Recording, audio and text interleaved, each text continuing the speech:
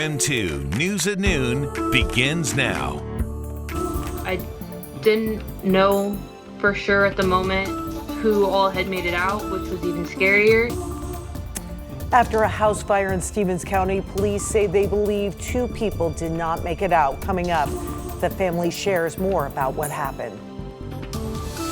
It is the eve of Valentine's Day, and we are tracking a bit of rain, which does begin tonight. And construction began on a new fire station in North Idaho. How this will help them keep up with the rapid growth of the whole area. Hi, everyone. Thank you so much for being with us here on KREM News at Noon. I'm Laura Papetti. Let's talk about weather and head outside. As Thomas just said, it is the eve of Valentine's Day. So I know we have lots of sweet treats in the house. I may have eaten a few of those, Laura. As did I, but I don't know if hanging outside is much of a treat right now. Yeah, it's just probably a little bit too cool to do anything in any large capacity. I would say if you enjoy a walk or enjoy a hike at, one of the many beautiful sites, like say Riverside State Park, I won't let you, prevent you from doing that today nor tomorrow, but it does look like we just want to plan a little bit around the rain. Nothing during the day today, and honestly, not much during the day tomorrow. It's all a nighttime rain, and look at how this rain is coalescing big time over western Washington. This is what we're tracking, but it's still got to leap the mountains and get over eastern Washington. I don't think that happens until about 8 or 9 o'clock tonight at the earliest. So a nighttime rain is what's going to start us off for Valentine's Day, but most of the day should be quite dry. There's a small exception. I'll go more in detail on that in a bit. For our current temperatures, a little bit warmer in Coeur d'Alene at 44, same in Pullman at 44 degrees. I think Spokane will get there for a high temperature today. And hey, 44 for the high tomorrow on Valentine's Day. Yes, a few showers. Most of it will be before sunrise. There's one exception, and it may be in areas near Pullman and Lewiston. So for those, I'll show you when to expect a second wave of rain on Valentine's Day coming up.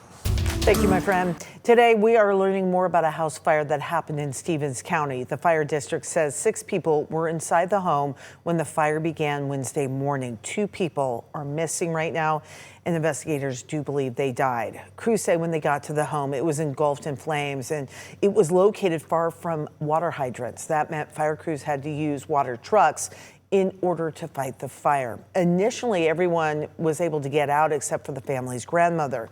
Then a family friend went back inside the home to try and save her, but he never came out as well. He had grabbed my mom's phone and turned on the flashlight and tried to run back in that last time, and there was an explosion. I guess we all wanted to believe that maybe he had made it out the back door or something, but it doesn't sound like it.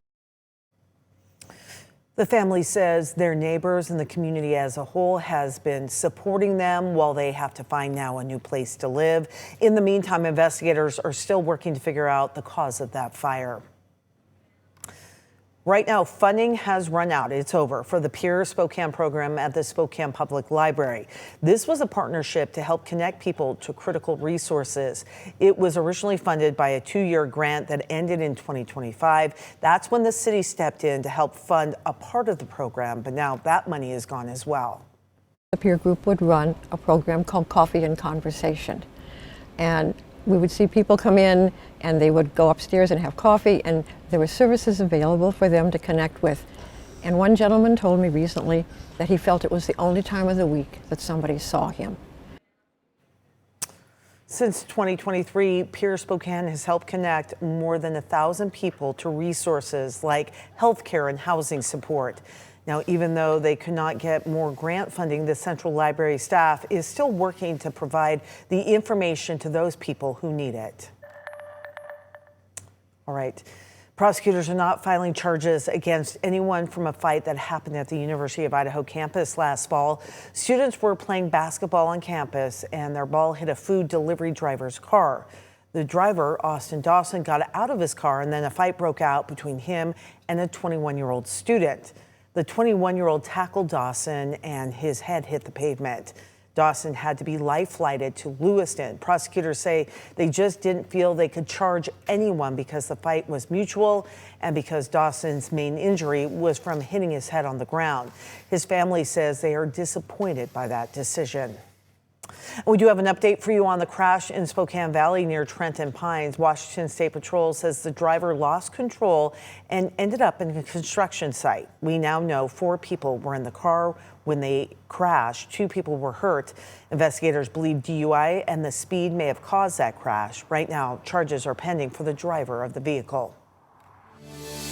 And the man who hit a 6-year-old with his truck and then drove into a Spokane Valley home while intoxicated will spend 9 months in jail. 70-year-old John Lassie pleaded guilty to vehicular assault and his 4th DUI back in August. Lassie was driving in Spokane Valley and hit a parked car. He then crossed over the road and hit a 6-year-old on the sidewalk, then crashed his truck into a home. Lassie's blood alcohol level was almost 2 times the legal limit. All right, Northern Lakes Fire District broke ground on its new fire station. They say this could make it faster for people living in the district's northern areas in order for them to get help. The chief there says the new station is the final piece needed to keep up with rapid growth in the district's northern communities. Emergency calls in that area have nearly doubled over the past 20 years. And right now, crews are responding to almost 6,800 calls a year. That's up at least 25% in just 5 years. Right now, response times for the Garwood area are about 10 to 15 minutes. I would guess that it would cut off well over half that time. The beauty of it is we're kind of spread out in our district now, so we'll have faster responses to all areas of our district. So the station is going to house fire engines, the District 10 firehouse, and EMS responders. Some good news for people in that area. The new station could lower homeowners' insurance.